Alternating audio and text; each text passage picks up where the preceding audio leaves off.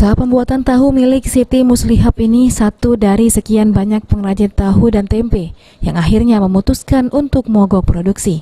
Tidak ada aktivitas apapun di pabrik tahu yang berada di Kelurahan Dempo, Kecamatan Lubuk Linggau Timur 2, Kota Lubuk Linggau.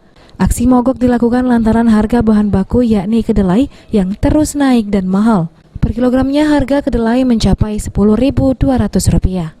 Menurut Siti, dia bersama dengan puluhan pengrajin tahu dan tempe sekota Lubuk Linggau sudah bersepakat untuk menggelar aksi mogok produksi selama 2 hari sebagai bentuk kekesalan mereka karena harga kedelai tidak kunjung turun.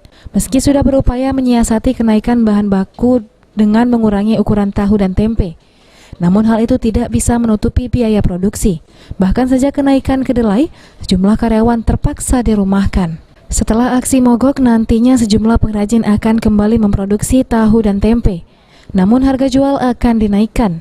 Jika biasanya per bak seharga Rp73.000, naik berkisar Rp78.000 hingga Rp8.000. Tunjuk nih ya, jadi kami tuh bukan tak kata hasil tuh bukan ada.